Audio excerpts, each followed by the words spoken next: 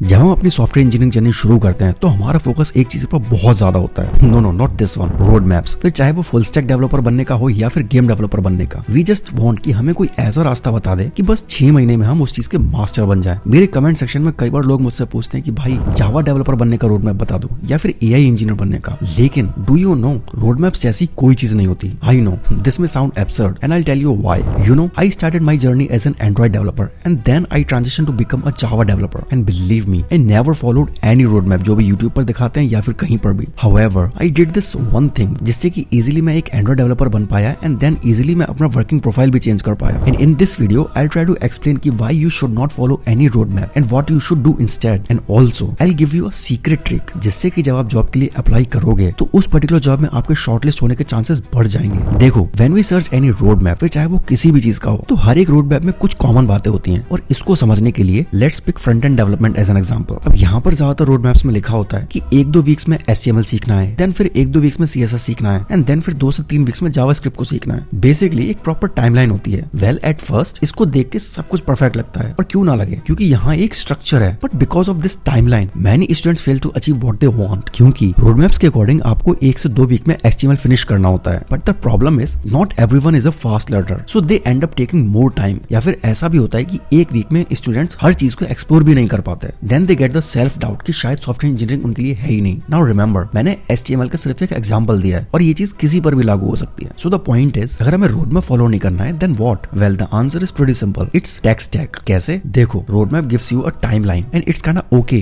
अगर आप उस टाइमलाइन के हिसाब से चीजें सीख लो, लेकिन अगर आपको ये पता है कि सीखना क्या क्या है रेदर देन इस चीज के कि कितने टाइम में सीखना है, तो सिर्फ इस टाइम बाउंडेशन को हटाने से चीजों को सीखने का बर्डन काफी कम हो जाता है। कैसे? Let's pick front end again. अगर हम ध्यान से देखें तो फ्रंट एंड डेवलपर बनने के लिए we need 2 main things, HTML and CSS। अब इन दोनों चीजों से आप एक स्टैटिक वेबसाइट बना सकते हो जहां HTML की हेल्प से आप लेआउट बनाते हो और CSS की हेल्प से आप वेबसाइट को ब्यूटीफाई करते हो। एंड देन फिर टेक स्टैक में नेक्स्ट चीज आती है जावास्क्रिप्ट। इससे आप अपनी वेबसाइट को इंटरेक्टिव बनाते हो। Now here comes the most important thing which is, हमने रोड मैप्स में टाइमलाइन को हटाकर अपनी टाइम वाली एंजाइटी तो हटा दी, लेकिन टेक स्टैक को फॉलो करने के लिए एक मोस्ट इंपॉर्टेंट चीज है व्हिच इज प्रीरिक्विजिट्स। अब ये चीज कई लोगों को कंफ्यूज लग रही होगी कि भाई फिर take stack and road map में डिफरेंस क्या है। देखो, जब हम रोड मैप को फॉलो करते हैं तो एक टाइमलाइन होती है जिसमें 2-3 वीक्स में हमें जावास्क्रिप्ट को सीखना होता है, लेकिन इन 2-3 वीक्स में आप जावास्क्रिप्ट सीख तो रहे होते हो लेकिन वेब डेवलपमेंट के लिए, जहां हम वेबसाइट को इंटरेक्टिव बनाते हैं। लेकिन अगर आपको जावास्क्रिप्ट ऐसे प्रोग्रामिंग लैंग्वेज नहीं आती होगी then believe me it will be a tough road. कोई भी प्रोग्रामिंग लैंग्वेज, चाहे वो जावा हो, कॉटलिन हो या फिर इवन जावास्क्रिप्ट, उनके फीचर्स डेवलपमेंट में और प्रोग्रामिंग लैंग्वेज इन जनरल में काफी डिफरेंट होते हैं। And what does that mean? देखो, जब आप फ्रंट एंड डेवलपमेंट के लिए जावास्क्रिप्ट शुरू करोगे देन यू मस्ट नो कि प्रोग्रामिंग लैंग्वेजेस में कोड का फ्लो कैसे होता है। एंड ऑनेस्टली रोड मैप्स ये चीज अज्यूम करके चलते हैं कि आप ये सब चीजें जानते हो, लेकिन जब आप बेसिक प्रोग्रामिंग नहीं जानते तो फिर बंदा फिर से लॉस्ट फील करता है। पर अगर आप जानते हो कि how code flows in a program और software then learning a development part is really easy. लेकिन अगर आप चाहते हो कि मैं एक वीडियो लेकर आऊं जिसमें मैं बताऊं कि कोड का फ्लो कैसे होता है then just comment code flow and I will bring that video as soon as possible. Now next चीज जो टेक स्टैक में आती है for the front end development that is frameworks like React, नेक्स्ट.js, Vue, Svelte etcetera. Now again, अब road map तो ये कहता है कि आपको 2 मंथ में रिएक्ट सीखना है, लेकिन you will agree with me कि 2-3 मंथ्स में रिएक्ट को सीखना इज काइंड ऑफ टफ क्योंकि features are keep getting added, right? तो इसीलिए हम इस चीज में टाइमलाइन को हटाएंगे and we'll learn as much as possible. But then remember, React सीखने का प्रीरिक्विजिट है JavaScript. So basically you need to focus on tech stack and believe me never ever follow timeline unless you are not a disciplined person. And if you are not a disciplined person then the most important prerequisite in the world of software engineering is to become consistent. Now अब बात आती है उस secret trick की जो आपको help करेगी job profile में शॉर्टलिस्ट होने में, एंड हो सकता है उसको यूज करके आपके हायर होने के चांसेस भी बढ़ जाएं। देखो, जब आप जॉब सर्च करोगे या फिर अभी से ही आपने डिसाइड कर लिया कि किस प्रोफाइल में आपको जॉब करनी है, देन गो टू लिंक्डइन या फिर any job finding website and search the profile you want to apply. And again let's pick full stack development in this case. Now अब आप क्या करो, 5-6 जॉब लिस्टिंग को देखो एंड एनालाइज करो कि उन्होंने क्या टेक स्टैक लिखा हुआ है जो एक कैंडिडेट को आना चाहिए। अब जो टेक स्टैक आपको हर जॉब पोस्टिंग में कॉमन मिल रहा है देन वो है आपका टेक स्टैक। एंड देन इनमें से आप चीजों को मैच करने की कोशिश करो कि आपको कौन सी चीजें आती हैं और कौन सी चीजें नहीं आती हैं। एंड देन जो चीजें नहीं आती हैं then start learning them and always follow that prerequisite thing जो मैंने आपको बताया था, because that's how we grow our tech stack. लेकिन there is one more thing जो आपको बहुत ध्यान रखनी है व्हिच इज, ये जॉब पोस्टिंग मोस्टली HR लिखते हैं and they are mostly a non technical person, तो वो कभी कुछ भी लिख देते हैं। देन उस जगह पर आपको बहुत ध्यान रखना है। फॉर एग्जाम्पल, अगर मान लो आप फुल स्टैक डेवलपमेंट में जॉब ढूंढ रहे हो एंड वहां C++